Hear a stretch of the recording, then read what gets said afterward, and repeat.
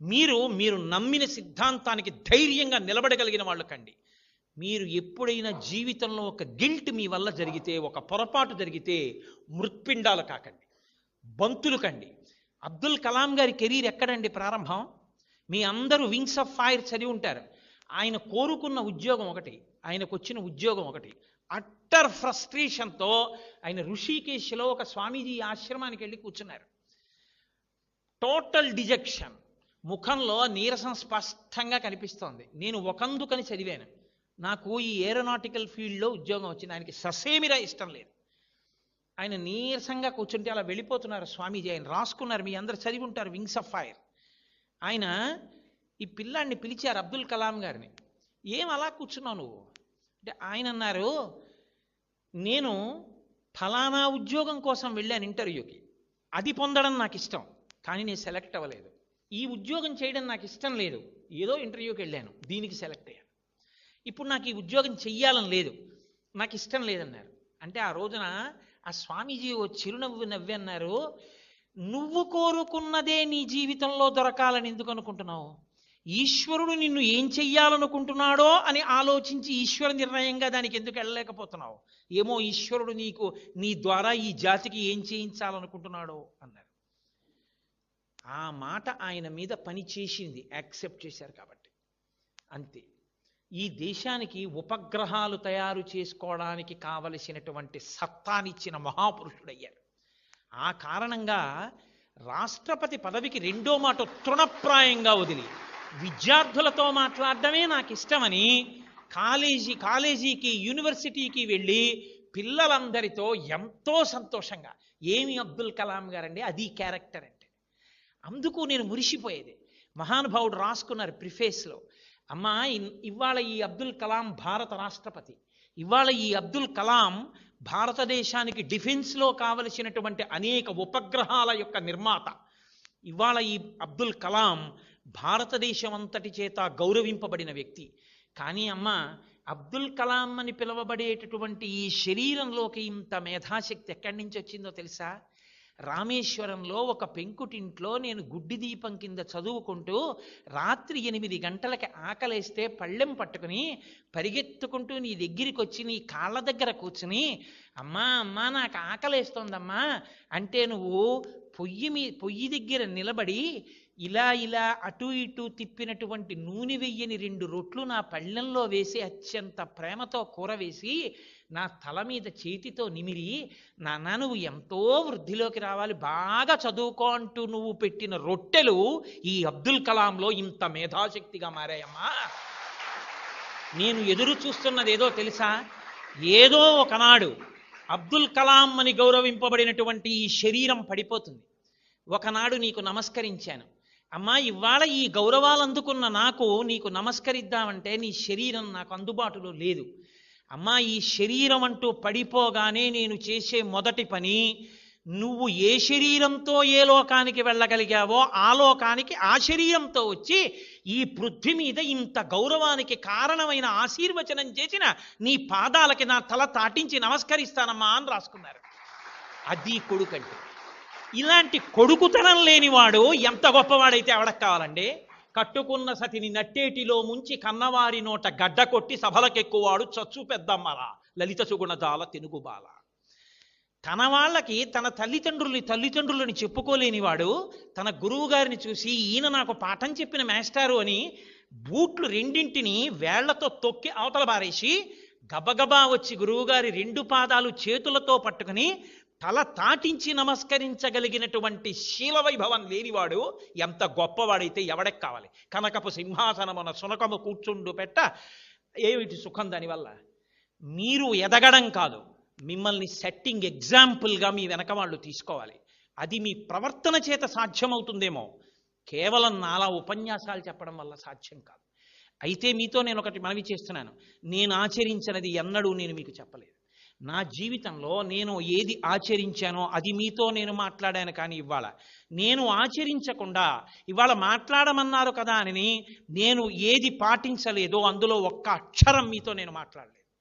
ఒక్కటే కారణం, తాను ఆచరించని వాడికి ఇంకొకటికి ప్రబోధం చేసే అధికారం లేదు.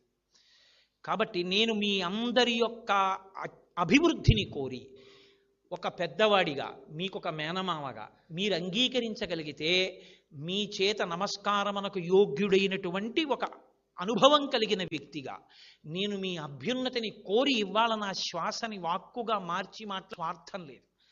ఏ ఒక్కరైనా తమ దోషాన్ని దిద్దుకోగలిగితే నాకు చాలు. నేను మీతో ఎప్పుడూ మనవి చేసేది ఒకటే, మీ ఎమోషన్స్ని చల్లార్చగలిగినది ఒక్కటే లోకంలో. పెద్దలు ఇచ్చిన సాహిత్యం మీ దగ్గర పెట్టుకోండి. రాజా రామ్మోహన్ రాయ్ జీవిత చరిత్ర ఎప్పుడైనా మీరు చదవండి. ఎంత కష్టపడితే ఆయన సతీ దురాచారాన్ని ఈ దేశంలో ఆపగలిగాడో మీకు అర్థమవుతుంది. నేను అనేది అదే, ఎప్పుడూ గ్రూప్ సబ్జెక్ట్స్ మీ క్యారెక్టర్ బిల్డింగ్ ఇవ్వలేవు. అప్స్ అండ్ డౌన్స్ని తట్టుకోగలిగిన శక్తి ఎక్కడి నుంచి వస్తుందంటే, ఒక భగవద్గీత వ్యాఖ్యానాన్ని మీ దగ్గర పెట్టుకుని ప్రతిరోజు ఒక శ్లోకాన్ని చదువుకోండి. భగవద్గీత కించిదధీత అంటారు. శంకరాచార్య స్వామి వారి వాంగ్మయాన్ని మీ దగ్గర పెట్టుకుని చదువుకోండి. ఒక వివేక చూడామణి ఒక పుస్తకం పెట్టుకుని దగ్గర పెట్టుకోండి. చంద్రశేఖరేంద్ర సరస్వతి స్వామి వారు చేసిన అనుగ్రహ భాషణాలు, స్టూడెంట్స్ని ఉద్దేశించి ఆయన చేసిన ప్రసంగాలు దాదాపు 200 భాషలలోకి ప్రపంచవ్యాప్తంగా తర్జుమా అయి ఇవాళ ప్రపంచవ్యాప్తంగా చదువుకుంటున్నారు విద్యార్థులు. ఆ ప్రసంగ పాఠాలని మీరు చక్కగా మీ అందుబాటులోకి తెచ్చుకుని ప్రతిరోజు 2 పేజీలు ఉంటుంది. మీరు నిద్రపోయే ముందు ఒక్కసారి ఒక ఆర్టికల్ ఆయన చెప్పింది చదవండి. మీరు ఒక్క ఆర్టికల్ ఆయన చెప్పింది చదివితే మీ మీద అది ఎంత ప్రభావం చూపిస్తుందో మీరు జ్ఞాపకం పెట్టుకోండి. మీరు ఎక్కడికి వెళ్ళినా మీ బ్యాగ్లో మేక్ ఇట్ ఏ హ్యాబిట్. తప్పకుండా మీకు అభ్యున్నతిని కల్పించగలిగినటువంటి రైటర్స్ యొక్క పుస్తకాల్ని మీరు మీ బ్యాగ్లో పెట్టుకోవడం అలవాటు చేసుకోండి. నేను అత్యంత ఇష్టపడేది ఏమిటంటే, మీరు మీ మామయ్య వచ్చినప్పుడో, మీ అత్తయ్య వచ్చినప్పుడో, మీ అన్నయ్య వచ్చినప్పుడో, మీరు నాన్నగారితో వెళ్ళినప్పుడో, మీరు నాన్నగారు నాకు ఆ పుస్తకం చదవాలనుంది అని ఒక మంచి పుస్తకాన్ని సెలెక్ట్ చేసుకోండి. మన దరిద్రం ఏమిటంటే, ఇవాళ ప్రింటింగ్ ప్రెస్ టెక్నాలజీ వచ్చేయడం వల్ల ప్రతివాడు రచయితే. ఎంత సాహిత్యమో వస్తోంది. ఎవరి పుస్తకాలు పడితే వాళ్ళ పుస్తకాలు చదవకండి. సెలెక్టెడ్గానే బుక్స్ని చదవండి. అది మీ బుర్ర పాడు చేయకుండా ఉంటుంది. వివేకానంద స్వామి చేసినటువంటి ఉపన్యాసాలు చదవండి. మీలో ఎంత గాంభీర్యం, ఎంత ధైర్యం వస్తుందో. వివేకానందుడు మాట్లాడిన మాటలు మీరు ఒక్కొక్క లెక్చర్ చదువుతుంటే, oh this is the way in which one has to live and die తప్ప పేడలో పురుగు పుట్టి పెరిగినట్టు బతకకూడదు. నేను ఇలా ఉండగలగాలనేటటువంటి కలేజా, ఆ ధైర్యం, ఆ పోకడ మీకు అబ్బుతుంది. మీరు 10 మందికి మార్గదర్శకులు అవుతారు. అరణ్యంలో ఎన్నో జంతువులు ఉండొచ్చు, కానీ ఏ జంతువు నడిచినా వానాకాలం తర్వాత వచ్చినటువంటి లతలు తీగలు అల్లుకుపోతే వాటిని తింపి వెళ్ళగలిగిన స్థితి ఏ జంతువుకి ఉండదు. పులి కూడా వెళ్ళలేదు, అన్ని తీగలు అల్లుకుపోతాయి. అన్నీ అల్లుకుపోయినా ఒక ఏనుగు నడిచి వెళ్ళిపోయింది అనుకోండి, మార్గం వచ్చేస్తుంది. ఒక ఏనుగు నడవగలిగితే వర్షాకాలం తర్వాత అరణ్యంలో మార్గం వచ్చి కుందేళ్లు కూడా వెళ్ళినట్టు, మీరు మహాత్ముల యొక్క పుస్తకాలు ప్రతిరోజు రాత్రి ఒక్క 10 నిమిషాలు చదివి పడుకోవడం మీరు అలవాటు చేసుకుంటే, ఎందరు మహాపురుషులు, శృంగగిరి పీఠాధిపత్యం వహించిన చంద్రశేఖర భారతి ఒక మాట చాలండి జీవితాన్ని మార్చడానికి. కొన్ని వేల మంది వచ్చి వెళ్ళిపోతుండేవారు పీఠాధిపతి దర్శనం లేక. ఆ పీఠాధికారి వెళ్ళి అడిగాడు, ఎందరో వస్తున్నారు దర్శనానికి, వెళ్ళిపోతున్నారు. అయ్యా మీరు ఎప్పుడు దర్శనం ఇస్తారు, వాళ్ళతో ఎప్పుడు మాట్లాడతారు, వాళ్ళ బాధలు ఎప్పుడు అర్థం చేసుకుంటారన్నారు. ఆయన అన్నారు, నన్ను నేను అర్థం చేసుకోవడం పూర్తయ్యాక వాళ్ళని అర్థం చేసుకోవడం మొదలు పెడతాను. What a sincere reply it is. అది సిన్సియారిటీ అండి. రామకృష్ణ పరమహంసవి tales and parables of Shri Ramakrishna అని ఉంటుంది.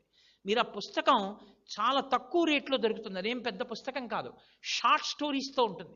కానీ ఎన్ని నీతులు ఉంటాయో నిజంగా యు గెట్ అమేజ్. ఇవాళ దేశంలో వచ్చిన పెద్ద దరిద్రం ఏమిటంటే, తెలుగు మాట్లాడాలా ఇంగ్లీష్ మాట్లాడాలా. నేను మిమ్మల్ని మీకు ఇదే నేను స్పష్టత లేని విషయం అని చెప్తున్నాను. తెలుగు మాట్లాడితే ఇంగ్లీష్ మాట్లాడలేదని కొడుతున్నారు, ఇంగ్లీష్లో మాట్లాడితే తెలుగు రాదని కొడుతున్నారు. వాళ్ళకే స్పష్టత లేదు. తెలుగు ఇంగ్లీషు 2 తల్లి భార్య లాంటివి. నాకు తల్లి తెలుగు, నా భార్య ఇంగ్లీష్. నేను నా భార్య నా తల్లి ఇద్దరు నా ఇంట్లోనే ఉంటారు. నా భార్య నా తల్లి ఉన్నంత మాత్రం చేత వాళ్ళిద్దరూ దెబ్బలాడుకోవాల్సిన అవసరం ఉందా? ఏమీ లేదు. నా తల్లి వృద్ధురాలైపోవచ్చు, కానీ మా అమ్మ అమ్మే. ముడతలు పడిపోయినా మా అమ్మే.